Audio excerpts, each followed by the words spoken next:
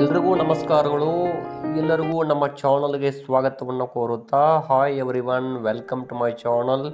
ಈಗಾಗಲೇ ನಿಮಗೆ ತಿಳಿದಿರುವ ಹಾಗೆ ಮೊರಾರ್ಜಿ ದೇಸಾಯಿ ವಸತಿ ಶಾಲೆ ಪ್ರವೇಶ ಪರೀಕ್ಷೆಯು ದಿನಾಂಕ 15/2/2025 ಶನಿವಾರ ಮಧ್ಯಾಹ್ನ 2:30ರಿಂದ 4:30 ನಡೆದಿತ್ತು.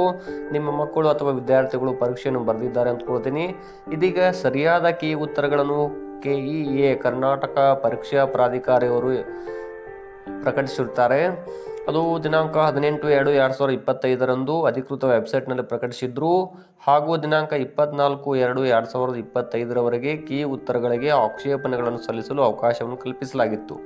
ಅದರಂತೆ ಇದೀಗ KEA ಅವರು ನಿಗದಿತ ಸಮಯದೊಳಗೆ ಅಭ್ಯರ್ಥಿಗಳಿಂದ ಸ್ವೀಕೃತಿಗೊಂಡ ಆಕ್ಷೇಪಣೆಗಳನ್ನು ವಿಷಯ ತಜ್ಞರ ಸಮಿತಿಯ ಮೂಲಕ ಪರಿಶೀಲಿಸಿ ವಿಷಯ ತಜ್ಞರ ಸಮಿತಿಯ ಶಿಫಾರಸಿನಂತೆ ಪರಿಷ್ಕೃತಗೊಂಡಿರುವ ಕೀ ಉತ್ತರಗಳ ವಿವರಗಳು ಈ ಕೆಳಕಂಡಂತೆ ಇರುತ್ತವೆ.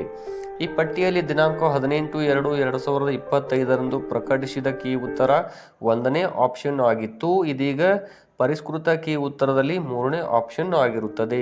ವಿವಿಧ ವರ್ಷನ್ಗಳನ್ನು ನೋಡುವುದಾದರೆ A1ನಲ್ಲಿ 90ನೇ ಪ್ರಶ್ನೆ ಇತ್ತು, A2ದಲ್ಲಿ 95ನೇ ಪ್ರಶ್ನೆಯಾಗಿತ್ತು, ಹಾಗೂ B1ನಲ್ಲಿ 100ನೇ ಪ್ರಶ್ನೆ, B2ದಲ್ಲಿ 85ನೇ ಪ್ರಶ್ನೆ, C1ನಲ್ಲಿ 97ನೇ ಪ್ರಶ್ನೆಯಾಗಿತ್ತು.